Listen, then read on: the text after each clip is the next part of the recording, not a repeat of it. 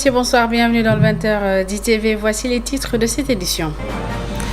Dans l'actualité, ce soir, la Marine nationale sénégalaise a dénombré 30 corps dans une pirogue à la dérive découverte dimanche au large de Dakar. L'embarcation était à environ 70 km de Dakar et contenait plusieurs corps sans vie. Le patrouilleur Kayor a été immédiatement dépêché sur place et a remorqué la pirogue vers la rade extérieure du port de Dakar. Et selon la Marine nationale, les opérations de récupération, d'identification et de transfert des corps sont complexes à cause de l'état de décomposition avancé des victimes.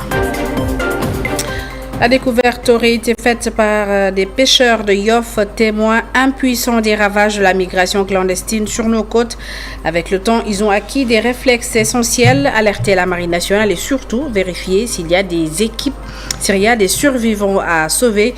Nos équipes sont allées à leur rencontre. Reportage à suivre dans ce journal. Dans ce journal également, nous irons à Kaolack où les populations de Ndramé Escale se plaignent d'un manque de sécurité. Le vol de bétail et les cambriolages sont devenus très fréquents dans cette localité. À cela s'ajoute l'impraticabilité des voiries. Ils demandent l'aide de l'État. Et puis en fin de journal, autour d'Europe des Lions, nous irons en France où Lamine Camara enchaîne les titularisations avec Monaco. Puis en Angleterre, ce sera pour parler des performances de Nicolas Jackson, auteur d'un doublé.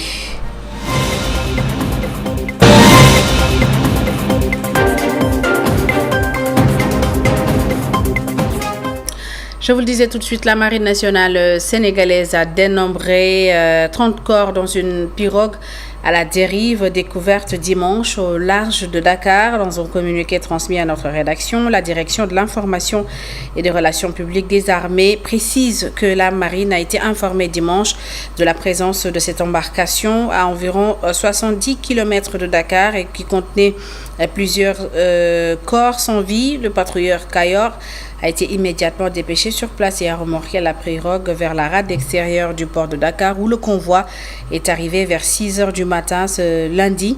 Toujours selon la DIRPA, 3 vedettes et un chaland de débarquement avec à leur bord des équipes de médecins, des sapeurs-pompiers et du service d'hygiène ont rejoint l'opération sur zone. La Marine nationale indique que les opérations de récupération, d'identification et de transfert des corps sont rendues particulièrement complexes en raison de l'état de décomposition avancé des victimes. Et la découverte aurait été faite par des pêcheurs de Yoff, habitués de ces scènes tragiques. Ils sont désormais les témoins impuissants des ravages de la migration irrégulière sur nos côtes. Et avec le temps, ils ont acquis des réflexes essentiels, alerter la Marine nationale, mais également et surtout vérifier s'il y a des survivants à sauver. Mamse Nabou, Babou et Seleman Diallo sont allés à leur rencontre. Voici le reportage. C'est le calme plat à la plage de Ouakam. Beaucoup de pêcheurs sont encore en mer. On n'entend que le bruit des vagues à côté, une pirogue qui vient d'accoster. L'embarcation remplie de cadavres au large de Mamel ne laisse pas indifférent le président du quai de pêche. Pour ces genres de situations, sa première réaction est d'alerter les autorités compétentes. Les premières actions, c'est essayer de savoir est-ce qu'il y a des survivants. Au premier instance, on essaie de sauver les survivants. Au cas contraire, s'il n'y en a pas de survivants, on va contacter les domaines compétents pour les sapeurs et les services de pêche. Eux, ils ont déjà organisé d'une telle façon que s'il y a des cas pareils, rapidement ils vont être sur les lieux. Ils sont tous affectés par ces pirogues qui échouent, causant beaucoup de morts. Pape Mbaye Ndiaye estime que les pêcheurs cherchent d'abord à savoir s'il y a des survivants. Nous n'avons pas le droit de sortir les corps des victimes en mer. Ce que nous pouvons, c'est d'appeler la gendarmerie qui à son tour appelle la Marine nationale. Nous nous limitons juste à les informer. Par contre, les survivants, nous les sauvons.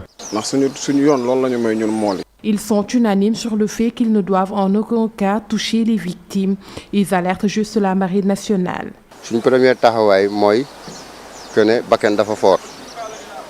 Nous avons l'habitude d'alerter les autorités compétentes pour leur faire part de ce que nous avons vu, leur donner la position de la pirogue. S'ils nous demandent de les attendre, on continue de communiquer jusqu'à ce qu'ils arrivent.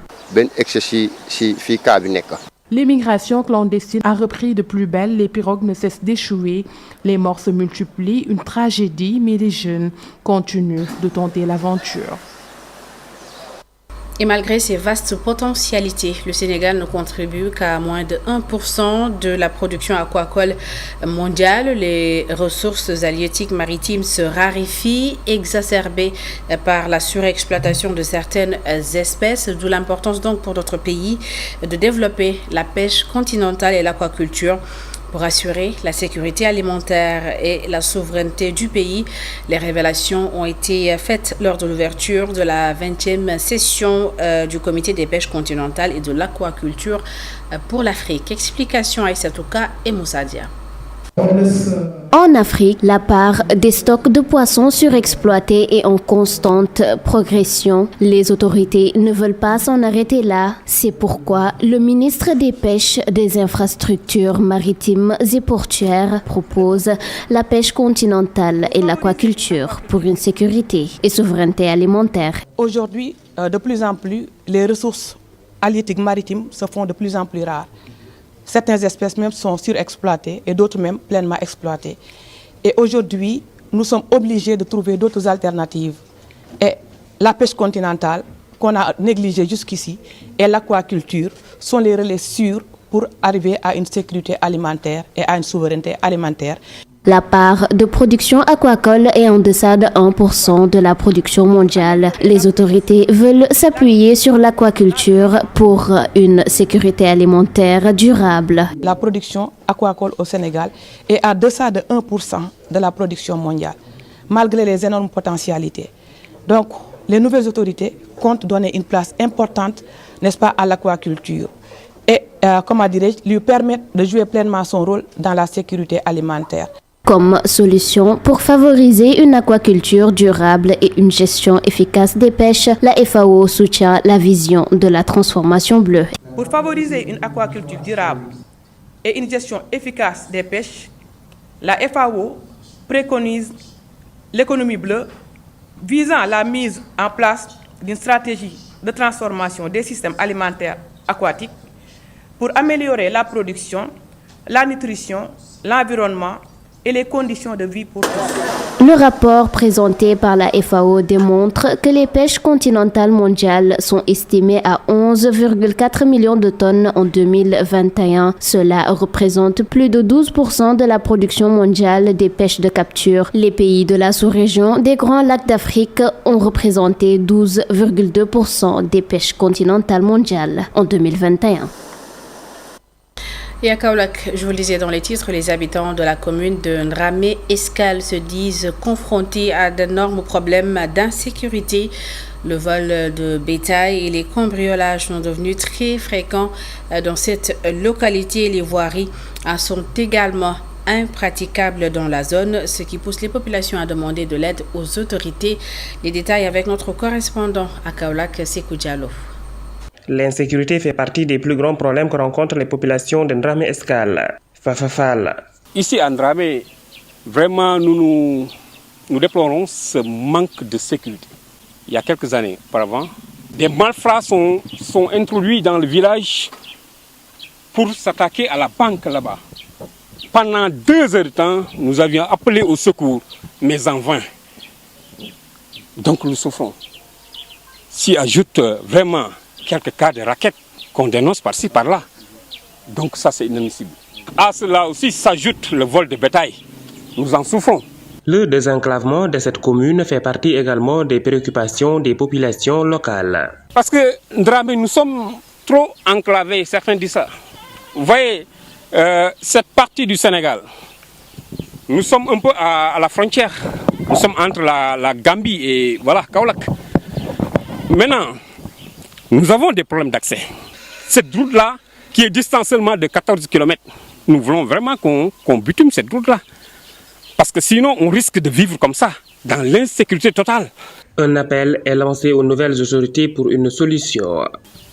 Donc nous en appelons aux autorités compétentes. Nous en appelons au ministre de l'Intérieur. Vraiment, pour qu'on érige ici un poste de gendarmerie au moins. Ndramé Escale se trouve dans le département de Nioro. L'agriculture et l'élevage restent les principales activités des populations.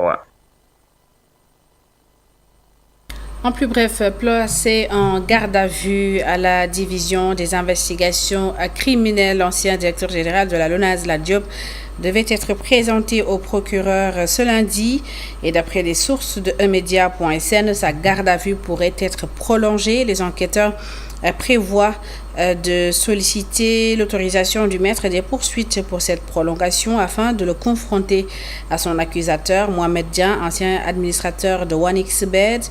Ce dernier l'accuse d'avoir acquis un immeuble à Grenoble, c'est en France, et d'avoir bénéficié d'une remise de 7 milliards de francs CFA. L'ancien ministre des Sports fait face à des poursuites pour détournement de deniers publics et blanchiment de capitaux.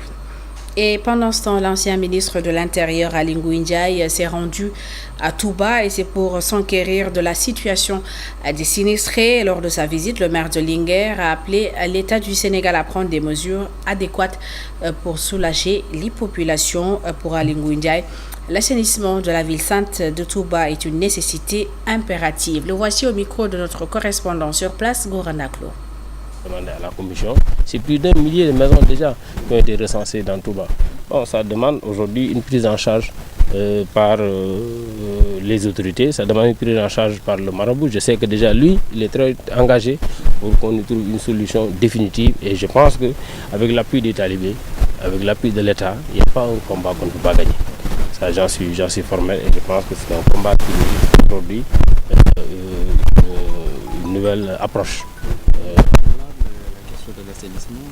Oui, là, ça en fait partie. Je disais aujourd'hui, vous savez, comme on le dit, nous avons des chemins d'eau qui sont connus et malheureusement, des fois parce qu'il n'a pas plu pendant longtemps ou bien il n'a pas beaucoup plu, les gens viennent ici installent. Mais en faisant le tour, on se rend compte que les gens sont assis ou bien on construit sur des marigots, sur des lits de marigots. Quand on construit sur des lits de marigots, il n'y a pas autre solution. Il faut simplement trouver les moyens de dévier les eaux pour que les eaux ne viennent pas dans les maisons. J'en profite pour lancer un appel à l'ensemble des talibés qui, comme moi, peut-être ont des maisons qu'ils n'occupent que peut-être 2 ou 3 jours, voire maximum une semaine pendant le Magal et que beaucoup de maisons sont aujourd'hui fermées. Je pense que dans Touba, c'est certain qu'il y a des milliers de maisons qui sont fermées. Et je pense que dans un élan de solidarité, chacun d'entre nous doit contribuer pour que ces sinistrés-là puissent vraiment, en tout cas, bénéficier au moins de ce shelter pendant quelques mois, le temps que l'eau sorte de leur main. Éducation à présent, le Bureau national de l'UNAPES, l'Union nationale des parents d'élèves et d'étudiants du Sénégal, prépare activement la rentrée scolaire. Il s'est réuni à Rufisque pour planifier la rentrée 2024-2025 et tout en saluant l'uniformisation du calendrier scolaire universitaire, l'UNAPES a tenu à attirer l'attention des autorités sur 2 problématiques majeures, la stagnation des eaux de pluie et la vétusté de certains établissements à travers le pays. Abdoulaye Fane, président de l'UNAPES, que je vous propose d'écouter. Ils sont en train de travailler pour faire en sorte que le calendrier universitaire et le calendrier scolaire en termes de rentrée puissent véritablement être uniformes. Et ça, ce serait excellent si cela se passait. Mais on nous a signalé, et particulièrement dans le département de Nioro, des établissements qui tombent en ruine. Et nous l'avions toujours dit, dans ce pays, il y a une direction des constructions scolaires qui existe au niveau du ministère de l'Éducation nationale, qui doit faire une évaluation de tous les établissements qui tombent en ruine. Il y a des établissements qui sont à risque. Je cite tout simplement le lycée de Sébikotane. Donc il y a ces établissements-là et faire un état des lieux pour permettre quand même de répertorier toutes les écoles qui sont véritablement aptes à pouvoir accueillir les enfants. Tout le monde sait que l'éducation est une compétence transférée. C'est un domaine de compétences transférées et dans ce cadre-là, nous saluons les efforts que font certaines collectivités territoriales. Je pourrais citer celle de Yeumbeul Nord. Une petite commune a mis 50 millions pour financer le système éducatif. Le ministre de l'Éducation nationale, lui, est en tournée dans le nord du pays. Moustapha Guirassy a rendu visite aux chefs religieux de la région de Matam. Il les a invités d'ailleurs à s'impliquer davantage dans l'éducation pour bâtir une éducation de qualité chez les jeunes. Et selon lui, l'État du Sénégal a pris l'engagement d'équiper des daras en eau et en électricité. Les détails dans cette correspondance d'Amadou Mardiallo. De la célébration de la première édition du mois national de l'alphabétisation, le ministre de l'Éducation nationale a effectué une visite guidée chez les chefs religieux de la région de Matam. Moustapha Guirassy a entamé sa visite au Dara Abou Bassoum de Kanel, inauguré en 2021, dont les cours peinent à démarrer vu les nombreuses difficultés. Am na engagement yu wóor yu leer yoo xam ni man de wax dëgg yàlla bëgg naa ko jël ci ndox bi. Premier ministre nee na il y a quelques jours su dee suivre ngeen ko bi mu joxee ndigal ni ku nekk na ci jàpp dafa amoon yeneen ministre yi fa nekkoon ministre hydraulique joxe na ci saasi ay instructions service am yëpp ni bépp école boo xam ne dafa soxla ñu connecté ko ci réseau bi nañ ci taxaw prioriser ko. À l'étape de Matam, le ministre s'est rendu chez Thierno Mohamedou Samassa. Moustapha Guirassy invite les chefs religieux à apporter sa pierre à l'édifice pour bâtir une éducation de qualité. dafa nekk weeru mois national de l'alphabétisation. koy lewru ganduɗa koko hettina e jangde ɗemɗe men. benn fan. ñalawma goto lawoon wonno mu nekk une semaine. caggal ɗum woni wante président bu bees. kono mawɗo leydi ndi. moom nee na 1 mois. o wi yo waɗe lewru. dafa bëgg. o yiɗi ɗon noon ñëpp gore. yo yimɓe fof ñëpp jàpp ci. yo yimɓe fof gandu koye mumen yo yimɓe fof mbawan koye mumen. lépp rek. kala ko jiiɗa. ci mbirum xam-xam la. koye gandal fawi. ak mbirum doomu aadama. e neɗɗagal. te moom mooy seen liggéey. te ɗum woni golle mon. maa ngi jéggalu. o yooma yaafno. ci kàddu yi nu mu guddee. e konguɗi ɗi no juuti. wante bëgg naa lool. ko daron ɗa ko ni weeli moo tax li nga taxaw éducation lu neex la jàppee ɗo mu ne nag nañ ko dëgër jàpp ko bu baax yo Allah wallu yàlla na yàlla dimbali minen na emin heen mu ne ñun ci ngeen ñu fekk fekkee di tawda hokkiɓe yamirore mu ne da comme jox ngeen ñu nag ndigal e moon ci Toutes nos excuses pour cet élément en Wolof. Et puis un déficit récurrent de poches de sang dans la banque de l'hôpital régional de Kaffrine met les malades dans une situation critique. À l'hôpital régional Thierno Birahim Ndao, de nombreux patients sont contraints de faire appel à leurs proches, souvent restés dans le village ou vivant à des kilomètres pour obtenir de l'aide. Et en réponse à l'appel des autorités médicales, un mouvement local a initié une journée de don de sang. Boubacar Falbop. Face au déficit récurrent de poches de sang à l'hôpital régional Thierno Birahim Ndao de Kaffrine, le mouvement BCG, plus connu dans l'arène politique, a décidé cette fois de venir en aide à l'hôpital par une journée de don de sang. Nous avons organisé un don de sang.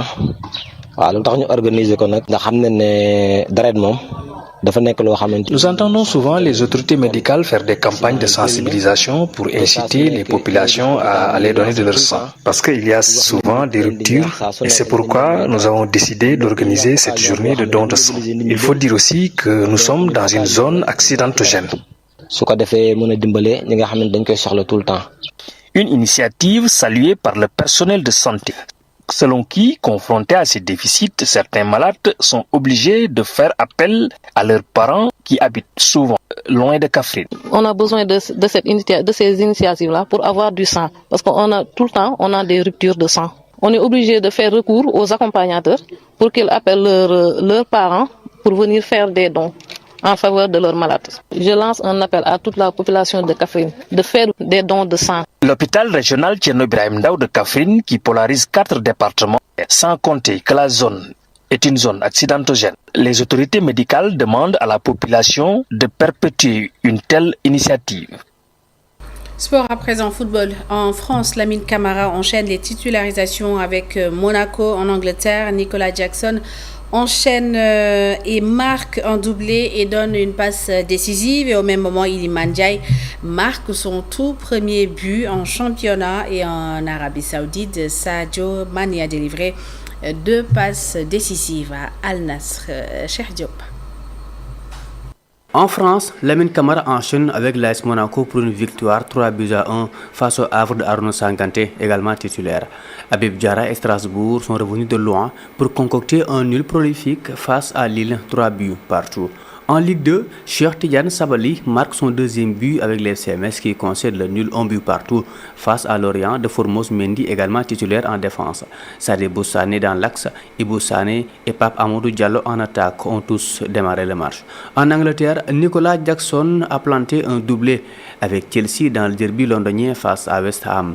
Lors de cette victoire 3-0 sur la pelouse des Hammers, il a délivré sa deuxième passe décisive avec 4 buts au compteur en 5 matchs de championnat.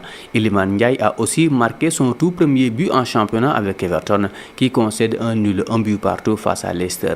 En Belgique, deuxième but en 2 matchs pour Pape Demba Diop avec Zulte Waregem qui bat Liège 3-1. Un crochet en Arabie Saoudite pour terminer. Sadio Mané a délivré 2 passes décisives avec Al Nassr qui s'impose face à Al Ettifaq 3-0.